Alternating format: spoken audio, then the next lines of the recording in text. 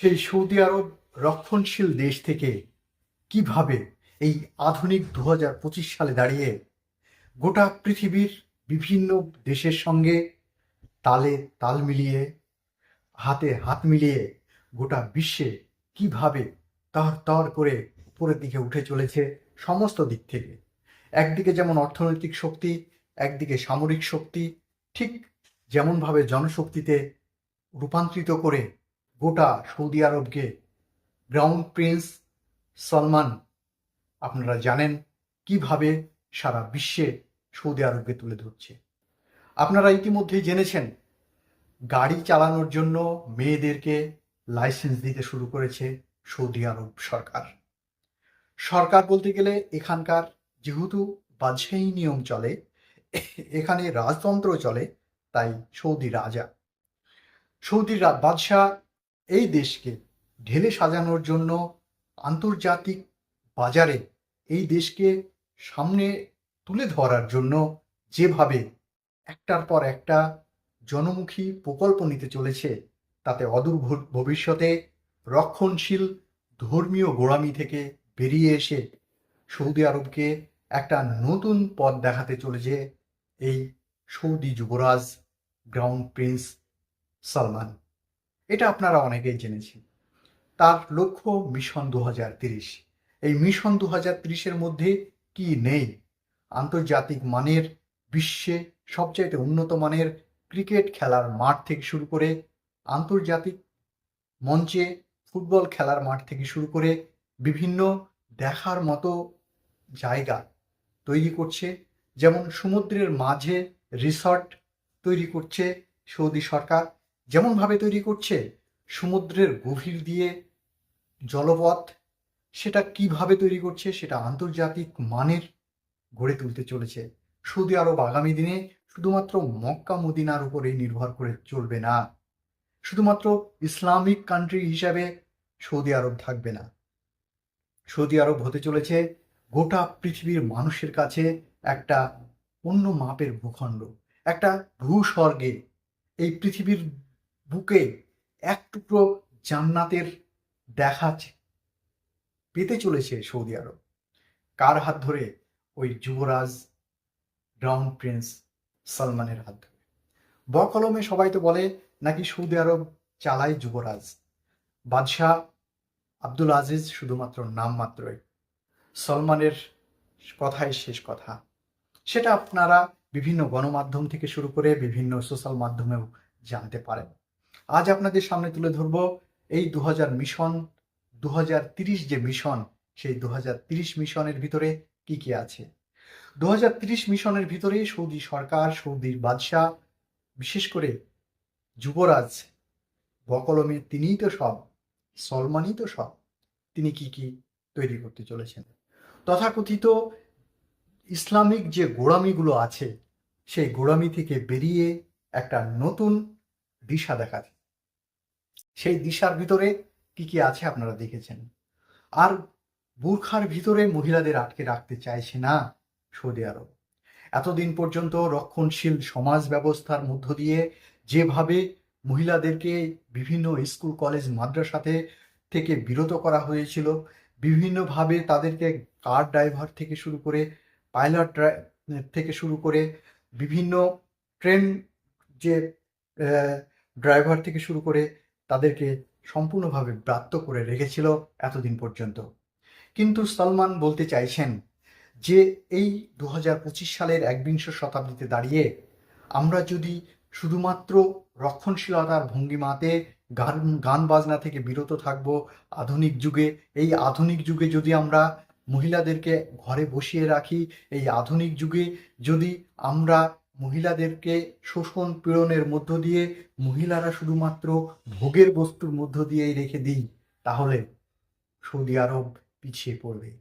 তাই আমরা যখন শিখেছি যে মায়ের শিক্ষা আগে হলে শিশু শেখে মায়ের কোলে, এটা আমরা যারা ভারতীয়, যারা বাংলাদেশি, যারা পাকিস্তানি বা পাশ্চাত্যের ইউরোপিয়ান কান্ট্রিগুলোতে যারা আমরা বাস করি, এটা আমরা সবাই জানি যে মায়ের শিক্ষা আগে হলে শিশু শেখে মায়ের কোলে। কিন্তু এই রক্ষণশীল সৌদি আরবে এই ভাবধারা থেকে অনেক দূরে ছিল।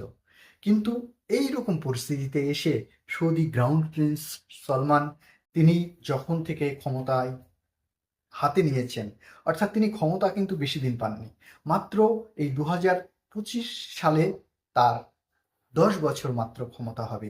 এই 10 বছরে যে ডেভেলপ করেছে সেটা কিন্তু চোখে পড়ার মতো।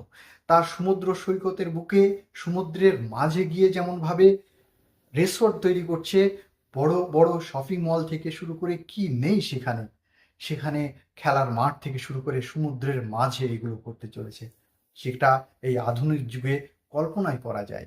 বাস্তবে তো এই রক্ষণশীল সমাজ ব্যবস্থা করতে দেওয়ার কথা ছিল না, কিন্তু কিং সালমান এটা করেছেন। তার জন্য তাকে স্যালুট জানাই, তাকে ধন্যবাদ জানাই। এটা প্রয়োজন আছে। যখন আফগানিস্তানের দিকে তাকালে তালিবানি সরকার রক্ষণশীলতার কারণে মহিলাদেরকে ঘরের ভিতরে রেখে দিতে চাইছে, স্কুল কলেজ মাদ্রাসা থেকে তাদেরকে বিতাড়িত করতে চাইছে, শুধুমাত্র তারা সন্তান প্রদানের একটা বস্তু মাত্র সেই গণ্ডির মধ্যে রেখে দিতে চাইছে। পাকিস্তানের মধ্যে যদি আমরা তাকাই, সেখানেও একই রকম পরিস্থিতি। বিশেষ করে ইসলামিক যে শোষণ পীড়নের মধ্যে মহিলাদেরকে এতদিন পর্যন্ত রেখে দিতে চেয়েছিলেন সৌদি আরবের এই সলমান, তিনি আগামী দিনে সারা বিশ্বের মুসলিমদেরকে পথ দেখাবে আমি মনে করি। আপনি কি মনে করেন? অবশ্যই কমেন্ট করে জানাবেন। আমার তো মনে হয় এটাই হওয়া উচিত। কোনো ধর্মের কোনো ধর্মীয় অনুশাসনের মধ্য দিয়ে সেটা পুরাতন যে সমস্ত বিষয়গুলো ছিল আজকের দিনে দাঁড়িয়ে সম্পূর্ণভাবে বর্জন করে যদি আধুনিক এই 2025 সালের একবিংশ শতাব্দীতে স্যাটেলাইটের যুগে, এআই এর যুগে, এই গুগল ক্রোম ব্রাউজারের যুগে আমরা যদি নতুন নতুন চিন্তাভাবনা যদি আমাদের মধ্যে, আমাদের মস্তিষ্কে, আমাদের সংস্কৃতিতে, আমাদের পরিবেশে, আমাদের এলাকায়, আমাদের দেশে যদি অ্যাপ্লাই না করতে পারি, তাহলে দেশ পিছিয়ে পড়বে। সেটা সৌদি আরবের যুবরাজ কিন্তু বুঝতে পেরেছেন। সেই কারণে আমরা যখন এতদিন পর্যন্ত জানতাম যে সারা বিশ্বের মধ্যে সবচাইতে একটা বিগ শহর, সেই শহরটার নাম লন্ডন, কিন্তু আজকের দিনে দাঁড়িয়ে যদি আমরা দেখতে যাই যে সবচাইতে বড় শহর কোনটা, অনায়াসে বলবে যে দুবাই, আমির শাহী। সেখানে বড় বড় বিল্ডিং থেকে শুরু করে সেখানে যে টাওয়ার তৈরি করেছে, সেখানে যে রিসর্টগুলো তৈরি করেছে, সেখানে যেভাবে স্বর্ণের বিভিন্ন ধরনের কার থেকে শুরু করে টয়লেট পর্যন্ত তারা বানিয়ে ফেলেছে, এই জায়গায় দাঁড়িয়ে একবিংশ শতাব্দীর 2025 সালে দাঁড়িয়ে সৌদি আরব সেই রক্ষণশীলতার মধ্য থেকে বেরিয়ে এসে গোটা পৃথিবীর মুসলিমকে পথ দেখাচ্ছে। যখন মুসলিমরা বলছে যে না, বুরখা পরা বাধ্যতামূলক, তখন এই সৌদির যুবরাজ তিনি বলছেন যে শুধুমাত্র বুরখা পরে রাখলেই মহিলাদের বা আমাদের এলাকার, আমাদের পরিবেশের উন্নতি করা যাবে না। এই যুগে দাঁড়িয়ে আমাদেরকে বুঝতে হবে শরীরের যে গঠন, সেই গঠন সম্পর্কে নারী পুরুষ সকলের জানার প্রয়োজন আছে, এবং সেই জানার প্রয়োজনীয়তার জন্য তাদের শিক্ষার প্রয়োজন আছে। যত শিক্ষা মানুষের মধ্যে প্রবেশ করবে, মানুষ যত পাশ্চাত্য শিক্ষায় শিক্ষিত হবে, তত তাদের মধ্যে এই ধরনের বিকৃত মনোভাব দূর হবে। সেই বিকৃত মনোভাব দূর করার লক্ষ্যেই এই আধুনিক যুগে দাঁড়িয়ে আমরা কিন্তু দেখতে পাচ্ছি, এই বিশেষ করে আমাদের এই 2025 সালে দাঁড়িয়ে কিং সালমানকে দেখতে পাচ্ছি। এই জায়গায় দাঁড়িয়ে আমরা কিন্তু অকপটে বলতে পারি, রিসেন্টলি দেখতে পাচ্ছি যে বিভিন্ন শহরগুলোতে যেমনভাবে বিভিন্ন দোকান থেকে শুরু করে একেবারে গ্রাউন্ড লেভেল থেকে, একেবারে নিচু স্তর থেকে উপরের স্তর পর্যন্ত প্রত্যেকটা সেক্টরে মহিলাদের সমানভাবে বিরাজ করতে বলছেন। এটা কিন্তু অত্যন্ত ভালো একটা দিক। এটা প্রয়োজন আছে। এই একবিংশ শতাব্দীতে এই স্যাটেলাইটের যুগে, এআই এর যুগে এখন কিন্তু দুজন দুজনে হাতে হাতে মারামারি করার কিন্তু সময় নয়। এখানে অস্ত্র হাতে যুদ্ধ করার কিন্তু স্বাভাবিকভাবে আমরা কিন্তু দেখতে পাচ্ছি সৌদি আরব কতটা এগিয়ে যাচ্ছে। তাই যে সমস্ত দেশগুলো, বিশেষ করে বাংলাদেশ, ভারত, ইসলাম তো প্রত্যেকটা দেশেই আছে, সেই ইসলামের রক্ষণশীলতার জায়গা থেকে বেরিয়ে আসতে হবে। আমরা এখনো পর্যন্ত কি সেই মসজিদ মন্দিরের রাজনীতি নিয়ে ব্যস্ত থাকবো?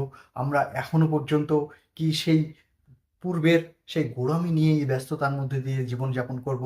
আমরা এই একবিংশ শতাব্দীতে দাঁড়িয়ে সেই রথের কথাই বলবো, আমরা কি স্যাটেলাইটের কথা বলবো না? আমরা কি এআই এর কথা বলবো না? আমরা কি চ্যাটজিপিটির কথা বলবো না? আমরা যেভাবে এই আধুনিক সভ্যতা পেয়েছি, এই আধুনিক সভ্যতাতে যদি সেই রথের কথা বলি, আমরা সেই যদি গরুর গাড়ির কথা বলি, আমরা যদি বলি কুয়ো থেকে জল তুলে জল খেতে হবে সেই কথা বলি, আমরা যদি বলি পুকুরে স্নান করতে হবে সেই কথা বলি, তাহলে আমরা কিন্তু পিছিয়ে যাব।